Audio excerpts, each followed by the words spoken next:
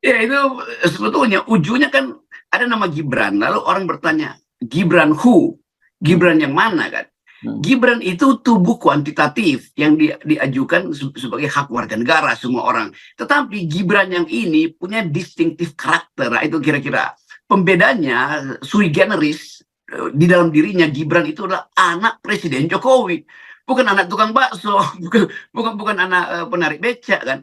Walaupun dinyatakan kan semua warga iya, tetapi sui generis di dalam dirinya, Gibran itu melekat di dalam dirinya adalah perintah bapaknya itu. Dan nggak mungkin bapaknya mengajukan anaknya itu tanpa upaya untuk meloloskan atau membela apalagi kan. Jadi di situ awalnya sebetulnya tuh. Jadi kalau dikatakan ya, tapi kan udah diputuskan, dicatatkan. Iya, tetapi yang dicatatkan bukan Gibran sebagai orang awam, tapi Gibran sebagai anak presiden. Nah di situ nepotisme udah mulai tuh. Di situ etika presiden udah bisa dipertanyakan, bukan lagi dipertanyakan, dituduh aja.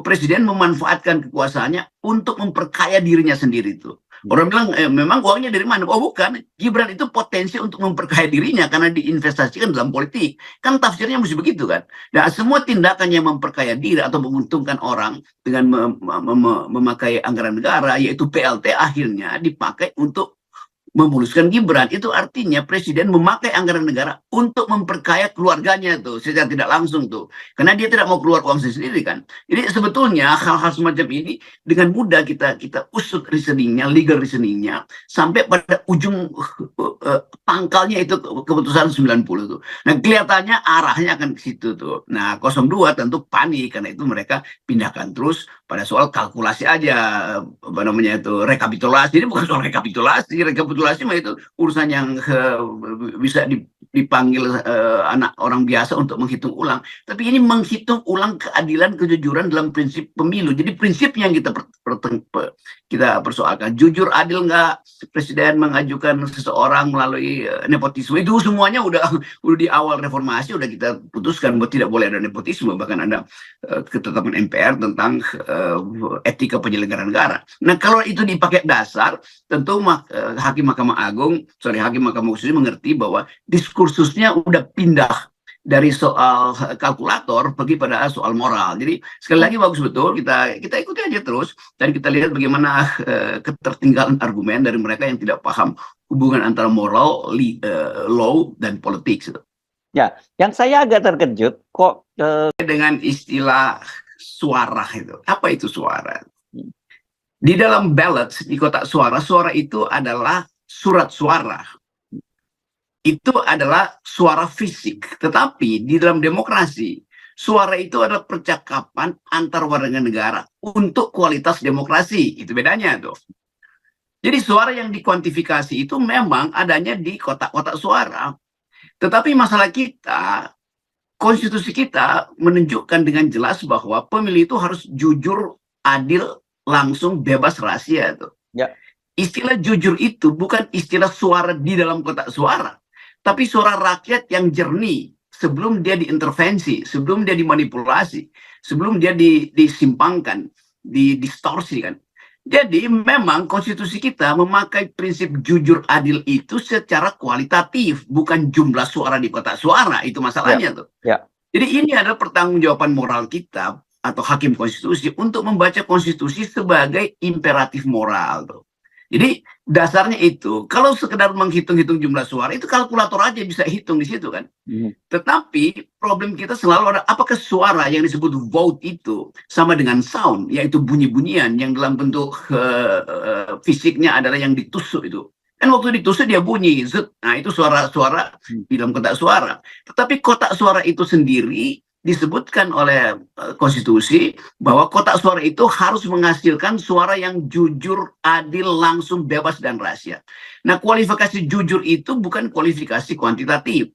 Adil itu apalagi dia tidak kuantitatif itu. Kalau adil itu sekedar jumlah siapa besar siapa kecil, itu bukan adil. Itu namanya utility, itu beda itu. Nah sekali lagi, semua kualitas yang diajukan di dalam konstitusi kita untuk memberi nilai pada pemilu itu dasarnya adalah moral. Saya ulang lagi tadi ya, jujur, adil, langsung, bebas, rahasia, itu semua kualifikasi moral, bukan kualifikasi teknis itu. Jadi sebetulnya dari awal memang fungsi Mahkamah Konstitusi adalah memeriksa hal yang TSM. TSM itu dasarnya adalah kecurangan yang basisnya adalah pelanggaran terhadap jujur, bebas, dan adil itu. TSM itu bukan sekedar apa yang diputuskan di Bawaslu itu bahwa ini melanggar, itu soal teknis itu.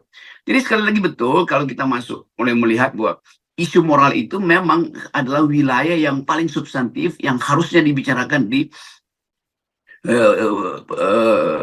ruang sidang Mahkamah Konstitusi. Nah, karena dia menyangkut soal moral, yang tadi basisnya adalah tafsir konstitusi bahwa pemilu jujur adil itu adalah kualitasnya yang harus jujur dan adil, bukan jumlahnya, maka mereka yang akan menjadi saksi di situ juga harus dengan kapasitas yang sama itu. Jadi kalau orang hanya dengan kapasitas hasil survei itu bukan itu yang dimaksud sebagai upaya untuk membuka kejujuran dan keadilan di Mahkamah Konstitusi. Apalagi kalau saksi-saksinya itu datang dari peristiwa-peristiwa hukum sebelumnya yang kita tahu justru harus disingkirkan sebagai saksi karena perbuatan awalnya walaupun itu dibantah oleh sistem hukum, tapi seorang pejabat yang terseret dalam satu kasus yang isinya adalah fraud itu dari awal tidak boleh jadi saksi itu yang kalau kita pakai sistem juri di Amerika itu pasti akan udah disensor lebih awal, itu nggak mungkin lu di situ walaupun lu misalnya belum disebut sebagai terdakwa tetapi lu ada di dalam ranah pembidikan hukum tuh. Nah, saudara wakil menteri siapa Aris itu siapa namanya Edi Hiarit, mantan wakil menteri karena dia sudah mundur. Dia sudah mundur. Mantan itu ada di dalam sorotan hukum, walaupun tidak dinyatakan sebagai tersangka, tetapi dia udah bias dari awal itu. Demikian juga mereka yang secara dengan indikasi yang kuat menginginkan Jokowi 3 periode, menginginkan satu putaran, semua itu sudah bias sebetulnya tuh. Jadi sensor pertama adalah mereka tidak boleh dihadirkan di situ, karena problem mereka adalah problem pembelaan teknis, bukan pembelaan etis terhadap kualitas pemilu. Iya. Ini saya kira kita memasuki ujian juga ya bagi Mahkamah Konstitusinya para hakim. Memang Ketua Majelis Hakim Pak Suhartoyo menyatakan bahwa oke, catatan keberatan diterima, tetapi nanti serahkan penilaiannya kepada Majelis Hakim. Itu mungkin memang dalam sistem hukum kita seperti itu ya. Saya tidak tahu. Saya tidak membayangkan seperti yang Anda katakan seperti di Amerika katakanlah gitu. Kemudian hakim memerintahkan Anda tidak berhak untuk duduk di situ, silakan dikeluarkan atau ganti dengan saksi lain. Saya tidak membayangkan semacam itu, Bung Rocky.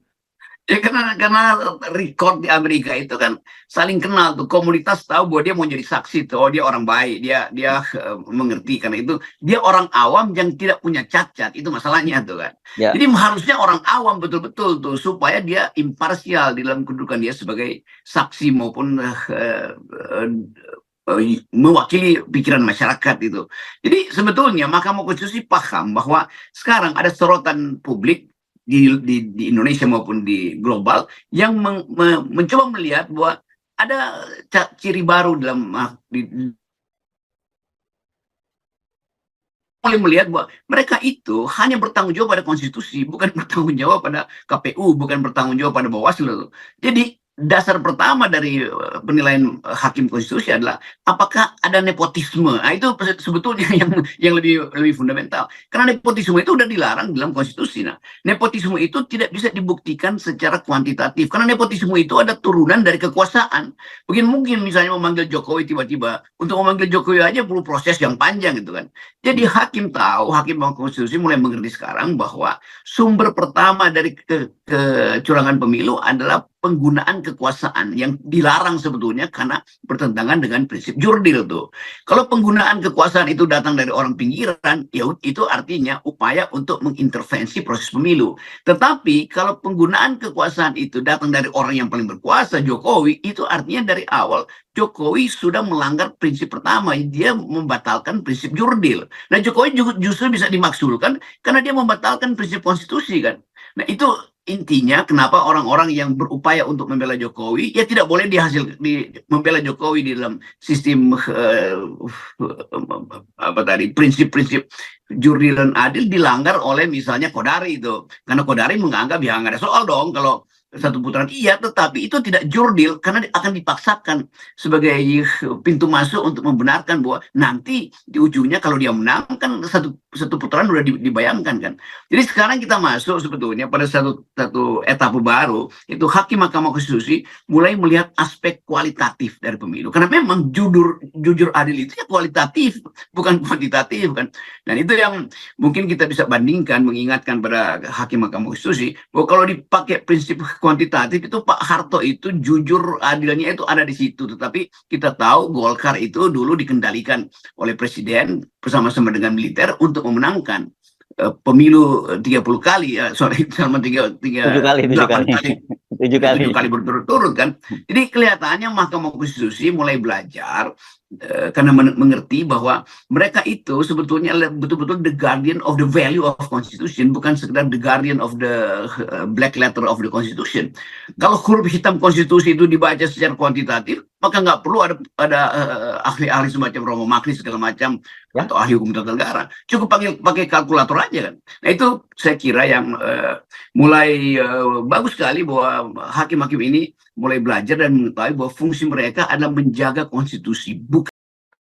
Sri Mulyani di Mahkamah Konstitusi, BLT El Nino 2024 belum dieksekusi Kemensos. Menteri Keuangan Menkeu Sri Mulyani menjelaskan tantangan tentang anggaran bantuan El Nino. Sri Mulyani mengatakan bantuan El Nino tahun 2024 hingga saat ini belum dieksekusi Kementerian Sosial atau Kemensos. Awalnya, Sri Mulyani ditanya Hakim Ketua, yaitu Suhartoyo, alasan penurunan anggaran El Nino. Suhartoyo bertanya apakah penurunan ini terjadi karena sebelumnya tidak dianggarkan bantuan ini. Dari anggaran El Nino yang disampaikan Bu Mensos, kenapa kemudian mengalami penurunan?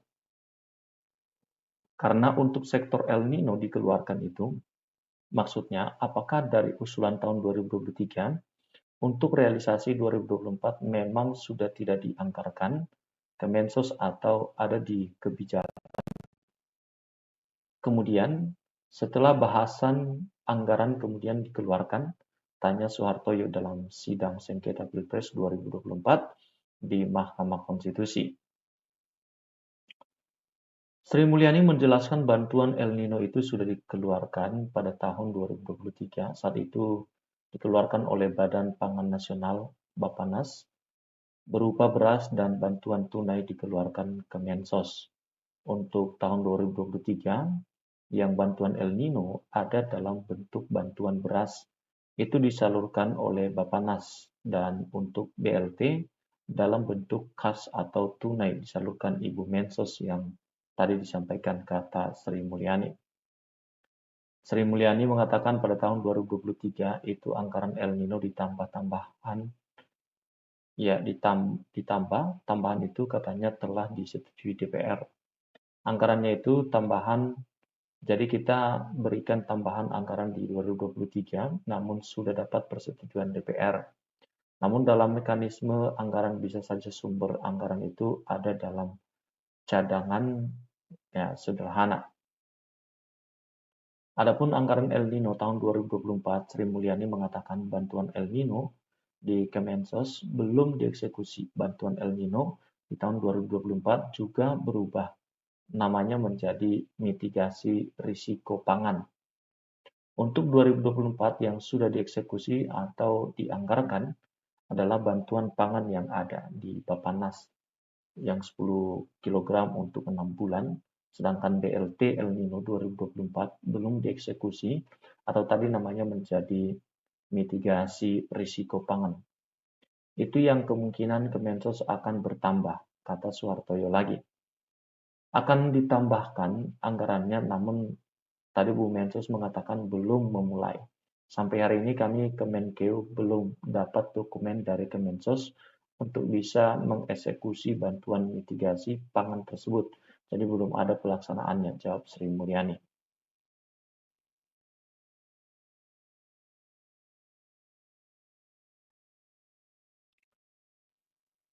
Sidang Mahkamah Konstitusi, Sri Mulyani menyebut penyusunan anggaran dilakukan sebelum tahapan Pilpres.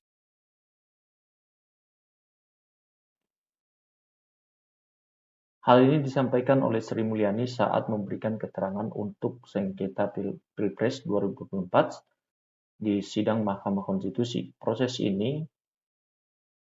lini masa penyusunan APBN tahun anggaran 2024 telah selesai pada tanggal 21 September 2023 dan diundangkan pada tanggal 16 Oktober 2023, kata Sri Mulyani. Mantan Direktur Pelaksana Bank Dunia ini pun menegaskan penyusunan APBN yang dilakukan pemerintah dan Dewan Perwakilan Rakyat (DPR) telah disusun dan ditetapkan sebelum tahapan pesta demokrasi. Jadi pemerintah dan DPR menetapkan APBN sebelum adanya penetapan pasangan calon presiden dan calon wakil presiden oleh Komisi Pemilihan Umum (KPU).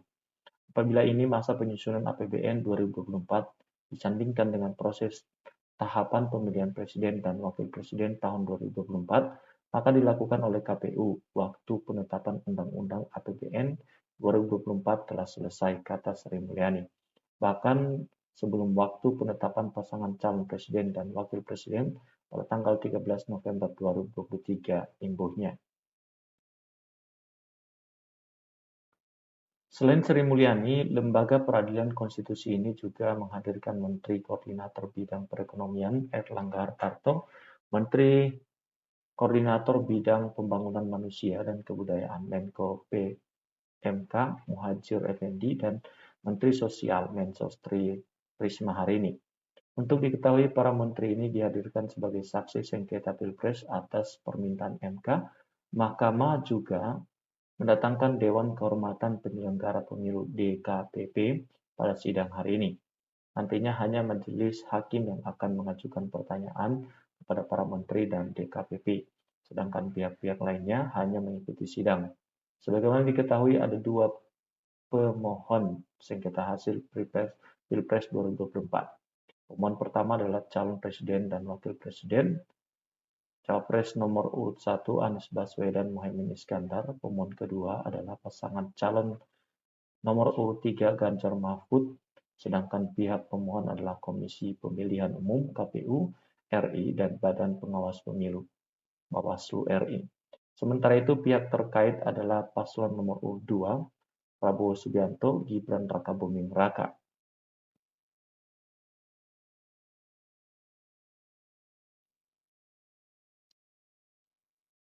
Dalam persidangan ini, Sri Mulyani mengutip pepatah kuno Vis Unita Fortior di sidang MK.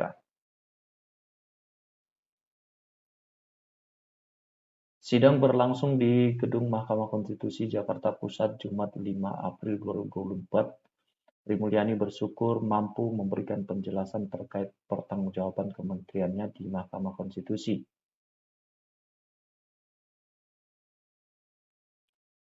Berdiskursus forum yang mulia ini patut disyukuri, forum yang mendorong diskusi sehat dan refleksi tentang awal mula Indonesia dibentuk mata Sri Mulyani dalam sidang.